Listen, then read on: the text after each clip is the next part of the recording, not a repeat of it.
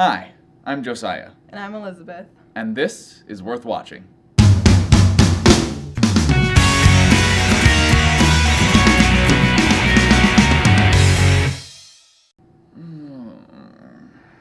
Oh, come on, it wasn't that bad. Hello, and welcome to this episode of Worth Watching. Today we are reviewing Brick Mansion, starring Paul Walker. Alright, so this movie is loosely based on the French film called District 13 that came out a few years ago, and the plot of the movie, of this version of it, centers around this district of Detroit that has such high crime and is such just a rundown, awful neighborhood that essentially the Detroit local government essentially just goes, screw it, we're putting a wall around it and just not gonna ever go in there, and just let whoever's in there live there, and they can't come out, we can't go in, and it'll just be by itself, and just sort of existed as its own sort of little mini city in there. And that place is called Brick Mansions. Now, Paul Walker's character is an undercover cop, and he is sent in there because there is an explosive that got lost, that got stolen in Brick Mansions, and so his job is to get it and disarm it before the failsafe goes off and it blows up the entire city. So surprisingly, I actually liked this movie. Like the action scenes, and I might not look like the person who likes boring action movies, but I love this movie. I, on the other hand, really didn't like it, and I didn't think you were going to like it either, honestly. I was going through this whole thing going, Elizabeth is not going to like this. There was so much wrong with it, and I am a fan of, like, cheesy B-grade action movies that are just mindless, stupid entertainment. I actually like that. Like I said, I'm a fan of Two Guns. It was one of my favorite comedies of 2013. I really enjoyed it. This movie, though, didn't have that feel to it. It didn't feel like it knew that it was sort of this B-grade cheesy movie. And so it felt like it was trying to be like an actual legitimate action movie. And you're just sitting there going, this is hitting all the wrong beats. It's just cheesy. It's overwrought. The acting is horrible. It just had a lot wrong with it and made me unable to be able to enjoy it. See, for me, I was sitting there, I thought it was good. Like, I was entertained through the whole movie. It might not have been great, but it was still good. So the acting in this movie wasn't fantastic. I felt like Paul Walker was the only good actor in this movie. The other actors just didn't do as well. Yeah, and that's the thing is that even Paul Walker, was never a great actor, but he was always really likable, and he at least filled sort of the likable role of his character, because you're supposed to like his character without necessarily knowing a whole lot about him. But because everyone else in this movie was so terrible, he looks like Marlon Brando or Laurence Olivier in this movie compared to everyone else, because he, like I said, plays his character fairly well, and so even though he's not a terrific actor, everyone else was just atrocious throughout this whole movie, and you're actually like, oh, wow, that Paul Walker can sure act, can't he? And the other main character here is played by David Belle, and David Belle, of course, is the guy who really, popularized parkour. He's really good at it.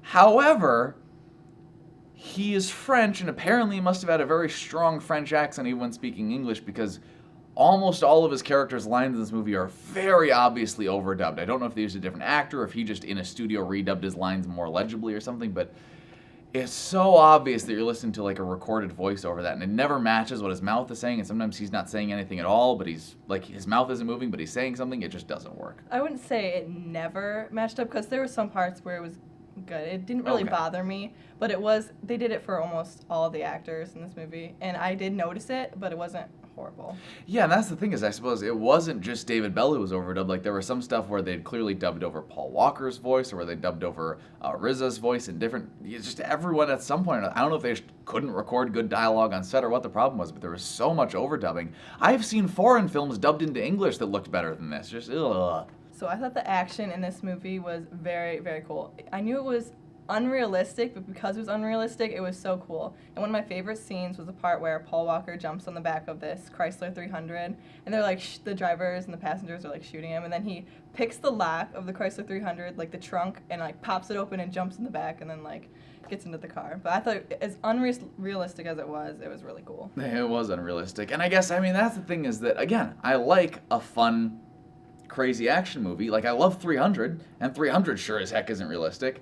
But I thought 300 was shot well and was really stylized and was a little more elegant than this, whereas this just kind of felt like we're going to throw crazy action in there. And I felt they didn't know how to shoot it very well. The stuff you were seeing, David Belle is excellent at parkour. He does really cool flips and wall climbs and backflips throughout the whole movie. It looks awesome. But you can tell it's not shot in a way that makes it look as good as it could look if it was shot by someone who really knew how to shoot action. Alright, so we always try to stay spoiler-free here on these reviews, but I'll just say, this isn't a spoiler, that the ending of this movie is really bad. It makes no sense, and the more you think about it, the more you go, hang on, that really makes no sense, and it's supposed to be like a plot twist, but it doesn't work, and it brought the movie down a whole nother level for me, and just the fact that it just didn't make sense. So with all that in mind, what would you rate this movie on a scale of A through F? Okay, so surprisingly, I'm gonna give this movie a low B because I enjoyed it. As much as he did it, I enjoyed this movie. As cheesy as it was, I thought it was good. You're right, I did enjoy it. I'm gonna have to give the movie a D, and like maybe a mid, yeah, D. Just oh gosh, it bugged me. It didn't entertain me very much. The only reason I would ever recommend this film is if you're a huge Paul Walker fan and you like own all of his movies, or if you really want to see a Paul Walker action movie this summer, since Fast and Furious 7 was going to come out this summer, but then it got delayed. If you need this to hold you over, watch it. But otherwise, watch The Raid 2 or something else. It's just... Thanks for watching this episode of Worth Watching. Remember to like the video if you liked it, comment down below on what you think of Brick Mansions, and subscribe if you want to see more. Bye.